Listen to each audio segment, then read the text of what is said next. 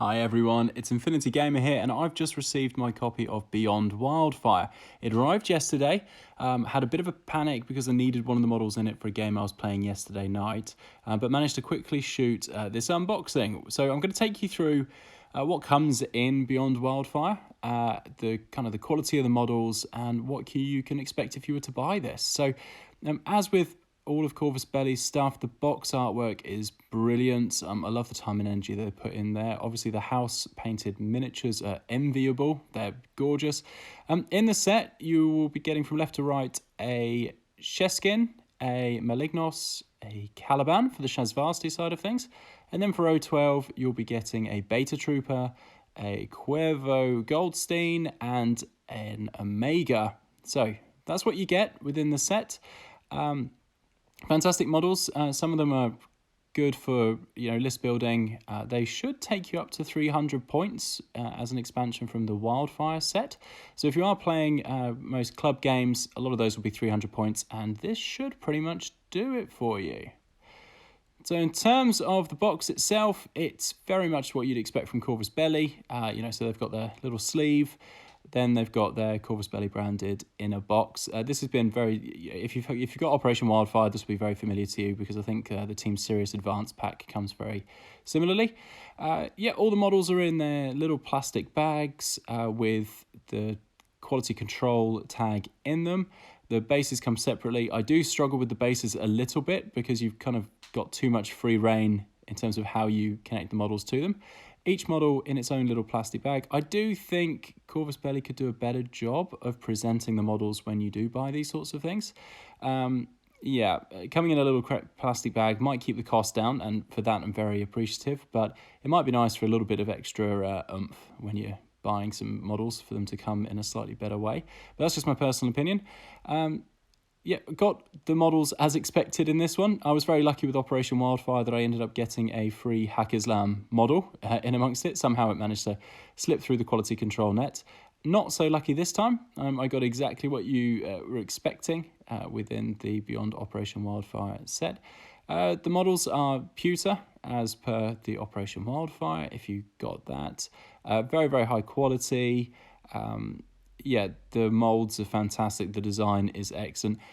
I do also wish that they just do some standard little marketing stuff. I mean, they could throw in a poster or something like that, or some stickers. I don't know, some really fluffy stuff that would just kind of help you fall even more in love with Infinity. So, that's what you get inside the box itself. So what I'm going to run through next is assembly of these models. So I'll show you the general complexity of each model, how they look when they come together, and also the general quality, and also benchmark them against some of the Operation Wildfire models. So I do love the little touches in the model. So the first one I'm going to put together to show you is the Omega from the O12 models. So I do love the little infinity and the N stamped into the base. It's small little touches like that really make a difference for me. So in the Omega, that was the left leg set of the assembly. Then there's a main body, which you can see there.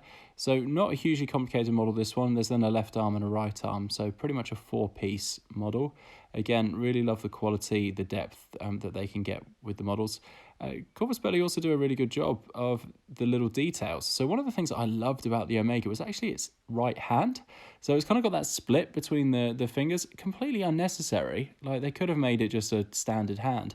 But I love the fact that they went to the effort of doing that. It just adds something slightly extra to the models. So certainly never any complaints about Corvus Belli's quality of molds and the design of the models. In fact, that's something that I'll definitely touch upon later.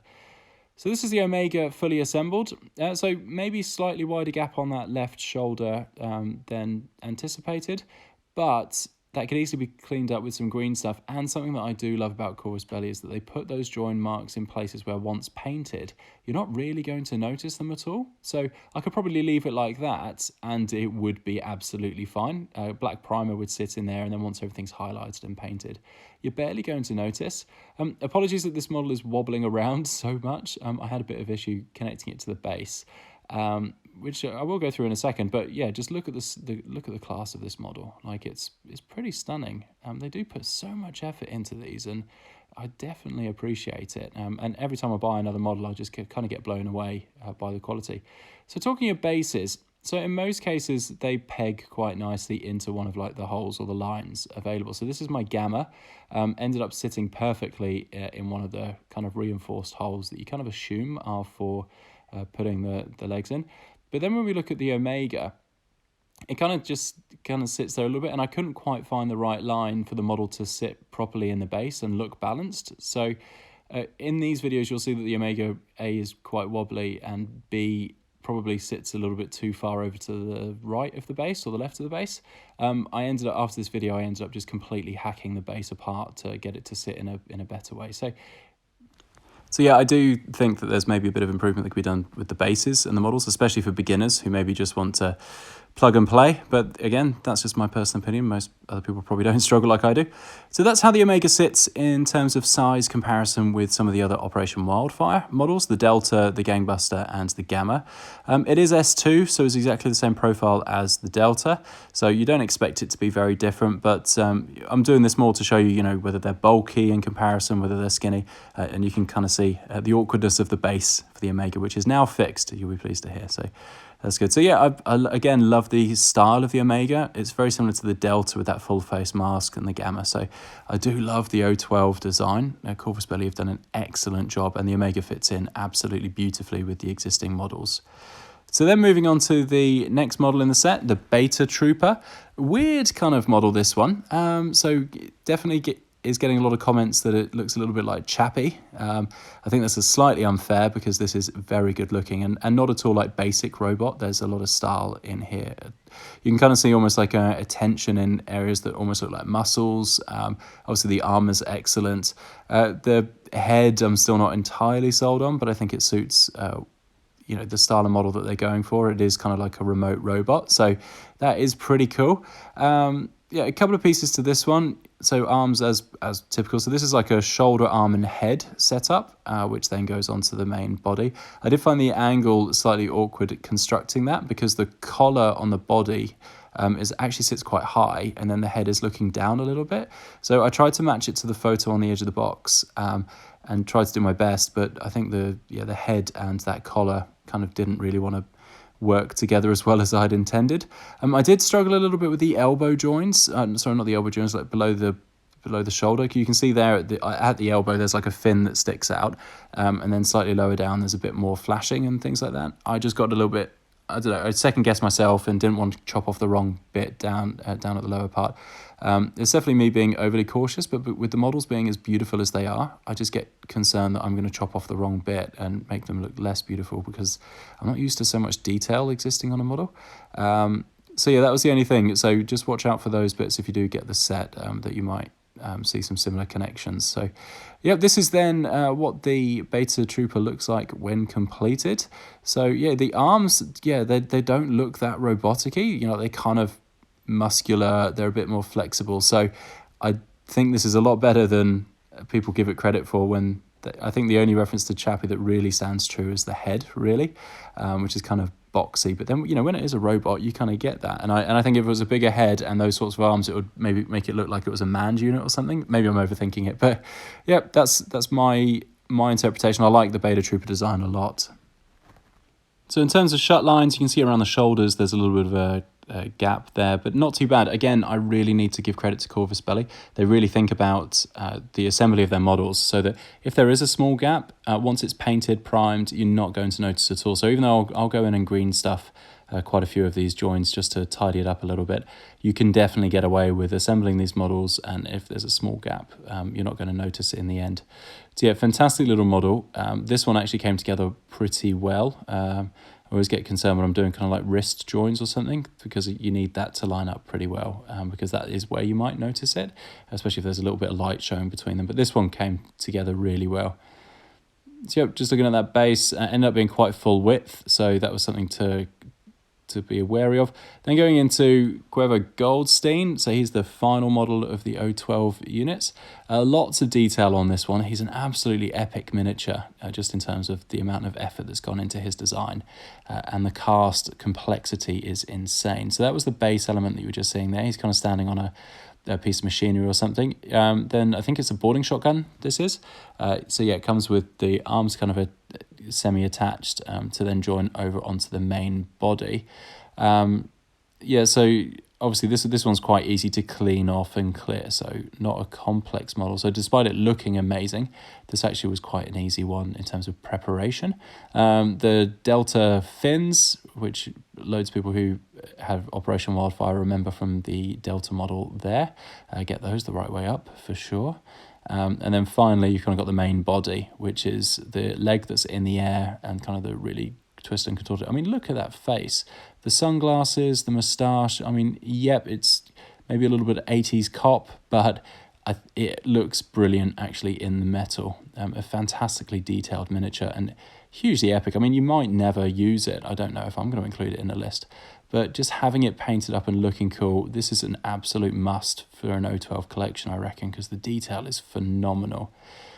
So then when we look at it fully assembled, that's what it looks like. Again, well done Corvus Belli, all of the kind of join lines. You can see in the crotch area there's a bit of a gap, and then around the fins. But again, perfectly passable. And because, especially with something like the fins, because there's kind of like an equal gap on both sides, it almost looks intentional and would be difficult to notice later on once painted. So yeah, I wasn't amazingly in love with this pose when I first saw it. I think it was a bit too awkward and twisted, but it does actually work quite well in real life. Again, I'll use some green stuff to close up that elbow, but otherwise it's pretty tidy. So this is then the 3 O12 models from Operation Wildfire side by side. So yeah, all pretty good size. Obviously, I think they're all the S2 profile, which seems pretty standard. The detail on all of them is brilliant. The Betatrooper, I think, actually surprised me. I didn't have high expectations for that, having not loved the model, whereas the Omega was definitely more along the lines of the things I love. You know, kind of like that heavily armored, very similar to the Gamma, similar to the Epsilon. Same kind of thread, looks amazing. Really, really love that model for sure. I think that's my favorite of the 3, actually, the Omega. Size comparison with some of the Operation Wildfire models that you might be a bit more familiar with. We've got a Gamma and a Delta there. Again, S2 is the same as the Delta, so you don't expect it to be very different, but I just thought I'd do a size comparison here so that you can kind of get a sense as to, you know, are they bulkier? Are they, I don't know, thinner? How do they look in terms of profile? The Omega, to me, looks kind of heavier. It almost looked like a small Gamma, but in reality it's not quite that bad or that good. I'm not sure whether that's good or a bad thing, but it's not that bulky. It definitely looks a bit more lithe and easier to hide than the Gamma for sure. Then when we go over to the Betatrooper, again S2, but this is kind of what I mean, like it's a skinny S2, if that makes any sense at all. It doesn't fill the silhouette profile maybe quite as much as the Omega does, or even the Delta. And then in terms of posing, obviously the Delta's got a really dynamic pose, and the Betatroopers is maybe a bit more reserved. But fantastic model, and again, looks really good. I'm excited to see it painted and see how it compares to some of the others in terms of, you know, where armor placement is. I didn't really have a close look at that at this stage. And then finally, we will look at Cuervo Goldstein. Again, he's a Delta in the same way, but a bit more presence, the dynamism of the pose. I mean, the Delta's not lacking in terms of an awesome pose, but Cuervo obviously takes it up a slight notch. And then obviously that, you know, the leg kicking out and stuff is a pretty cool. I think at this stage I still prefer the original Delta's pose. It's a bit more reserved while still being dynamic. I think his is slightly overdone. But again, that's just in my personal opinion. So that's all the O12 covered off. Now moving over to the Shasvastii models that you'll find within the Beyond Wildfire set. So the first one we look at is the Caliban, which again will be very familiar to anyone who has Operation Wildfire because there was a Caliban in that set, or at least there was in mine. I did have like the convention pack with the advanced packs and stuff like that, so apologies if it wasn't in the standard one. But this is the Caliban with the boarding shotgun, I believe. Very, very similar in terms of cast and model. It probably comes out slightly more dynamic in the end than the original Caliban. I do have a bit of a side-by-side comparison just in a bit, in case you need your memory refreshed. But yeah, love the Predator-style look of the Caliban. Apparently they eat people, but I haven't seen that happen in a game yet, and then they gain wounds from doing it, which is pretty cool. So then fully assembled, again, Corvus Belli have done an excellent job of making sure that the shut lines and I suppose the join places are in places that are easier to hide. You can see it's kind of around the jawline, it's down at the base of the spine, down the center of the spine, and around the waist. So again, once primed black and once some paint starts to go on, if you don't have green stuff, you're not going to notice any of those join marks. So fantastic job again with Corvus Belli. This one is another really dynamic model. The spines are always bending for me, so I need to protect them a bit more. So there you go, against another Caliban and Guelo. You can see the size comparison. So then moving on from the Caliban, we go into the Malignos, which is a smaller kit, only 2 parts. Most of the body is there and the extra arm that you can see. And then the second part to that is the rifle, which is easy to go on. Again, the slots that Corvus Belli put in their models do actually make it quite easy to make sure you get the right positions and angles. This one was a little bit easier to clean. There weren't any large chunks of metal that had me worried. So then once fully assembled, you can kind of see, I did struggle. You notice on the base there, the back leg is touching the base, and then the front one and its peg is slightly higher. It doesn't sit properly. I don't know if it's just me, but it's not quite working. So what I'm going to end up doing is just padding out that with green stuff, which might not be what's intended. But you can see there, when I do try and put the peg into the base, it then kind of like sits at an awkward angle because it's not quite sitting flush, and that right back leg is longer than the front one. So really weird setup there. As I said, I'm basically just going to put that back leg straight and flat, and then the front one, even though it's going to sit high, once I've padded it with green stuff, you won't notice. So that's why this one's off the base, is because I've still got a bit of work to do there. I'll also put a bit of green stuff in around the shoulder. Again, you won't notice it because Corvus Belli's done a great job of putting it in a place where it doesn't make a huge difference, but I'll do that anyway just to tidy things up a little bit. Then in comparison with the Caliban and the Guelos, it's kind of same S2 as a Caliban, so no real surprises there. Then the final model in the Shasvastii part of the Beyond Operation Wildfire is the Sheskiin. This one is, again, insanely dynamic and brilliant. I think I prefer it to Goldstein, just because the poses, but it's about the same level in terms of complexity and detail. So if you're getting Beyond Wildfire, you're getting 2 fantastic molds that will even look good on the shelf, even if you don't take them in the list very often. This one was very similar. I think this was a 4-part model, very similar to Goldstein as well, with the swords, the rifle, and I think the body came in 2 parts, but I could be wrong on that. But yeah, it went together very easily. There wasn't huge amounts of complexity with that, but looks more complicated than it actually was when you've got it assembled. So that is what it looks like. Yep, so the right leg was a different part from the main body. The arms go in. And again, because of how Corvus Belli have designed this, if you can't close those up with green stuff, you're not actually going to notice at the end. But look at this. It's a hugely dynamic pose that she's in, and hers seems a bit more natural and mid-battle than maybe I think Goldstein's does. If you look in the background, you can see Goldstein on the cover of the box with the sword and the pistol. I actually feel like that may be cooler. So a little bit gutted that wasn't the final mold for that model, but I don't know, that's only because I've seen it in that way. So that's the size comparison between the Guelos and the Caliban, so it looks pretty good. And then the 3 Shasvastii models, and then the 3 012 models. So yeah, they look pretty cool. As I've said before, I really wish that Goldstein maybe had a slightly different pose to him. I wasn't too impressed with having a Caliban in this set because I didn't really think that I was going to run a list that needed 2 Calibans. See, maybe there is room for 2 Calibans in a Shasvastii list. I maybe would have liked a Speculo Killer, but then that's me being incredibly fussy, and mostly because I bought my own Speculo Killer a little while ago because everyone recommended that I have one in my Shasvastii list, and it has been excellent. So that is me really nitpicking because ultimately this Beyond Operation Wildfire box set is fantastic. Great quality models. Some of them really need to use. Goldstein's excellent, the Sheskiin's brilliant. So if you do have Operation Wildfire and you want to add to your list, get Beyond Operation Wildfire. It's fantastic. I've got a couple of bat wraps on my channel and a few more coming up. So stay tuned, subscribe, and you'll see a couple more videos coming out in the next couple of weeks.